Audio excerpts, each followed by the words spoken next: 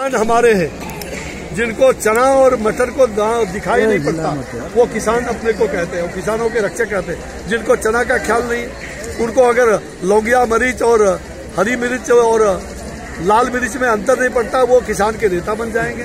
ये कैसे होता है?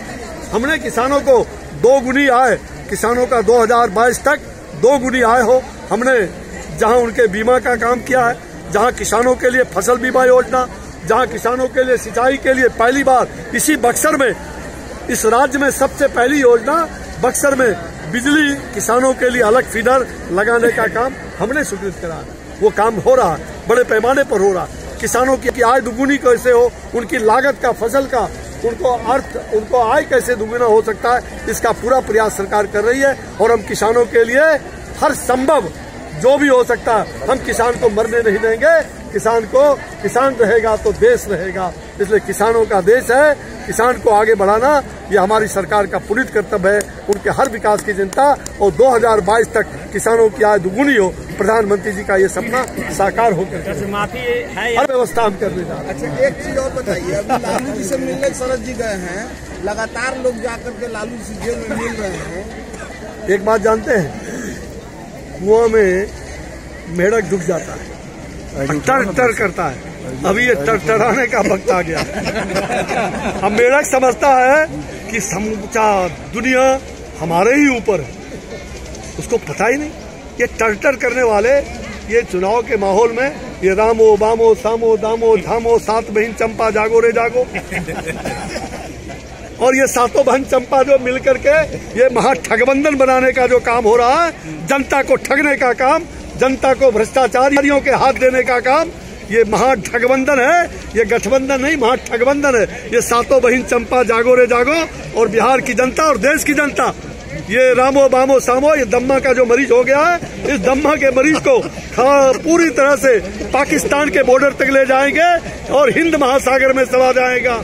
ये तमाम रामो दामो सामो, कहीं कोई नहीं बचेगा। और देश का प्रधानमंत्री फिर से भारत का प्रधानमंत्री श्री नरेंद्र भाई मोदी होंगे।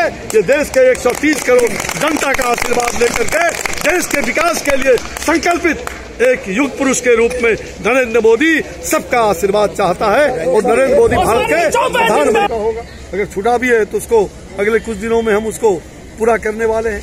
और मुझे लगता है कि जहां अपने क्षेत्र के भ्रमण में आए, वहीं इस विद्यालय के प्रांगण में आज एक ऐसे युग पुरुष, दिव्य पुरुष श्री श्रीनिवास पांडे जी जो प्राचार्य थे, और जगदीश बाबू जो उनके विद्यार्थी थे।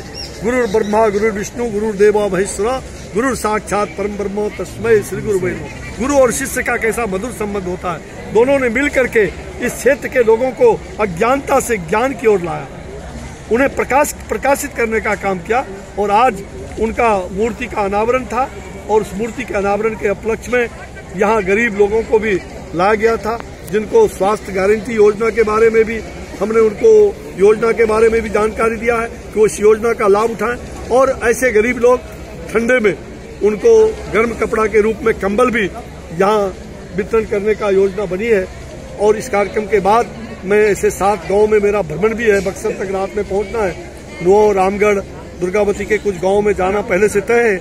और साथ ही धड़र जो सिंचाई योजना है, हमने सिंचाई के लिए इस क्षेत्र में भारत सरकार और राज्य सरकार के सहयोग से बहुत सारी योजनाएं, जो सिंचाई की योजना किसानों के लिए बहुत आवश्यक है, सिंचाई का, बिजली का, जो पावर ग्रिड से लेकर के अनेक चीज हमारी सरकार ने, भारत सरकार ने अनुशंसा राशि स्वीकृत करके राज्य सरकार के सहयोग से यहाँ विभिन्न योजनाओं को जमीन पर उतारने का काम हमने किया है।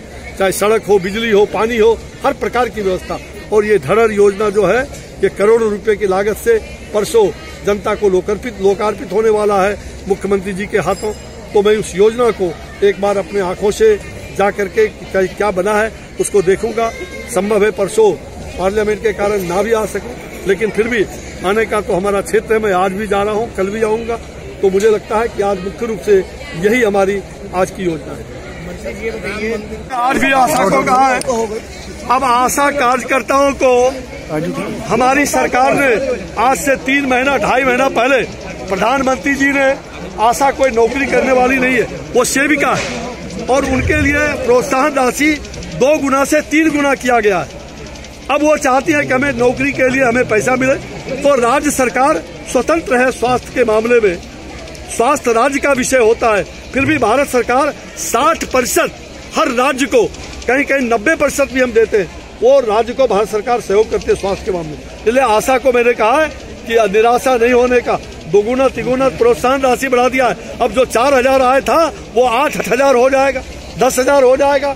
इसलिए निराश क्यों? और कहते हो वेतन मिलना चाहिए, तो ये वेतन तो नहीं, मानधन जो भी है वो राज्य सरकार तय करती है समय समय पर। वो राज्य सरकार से मैंने आग्रह भी किया है, लेकिन आशा हड़ताल तोड़ो और जनता की सेवा में लग जाओ।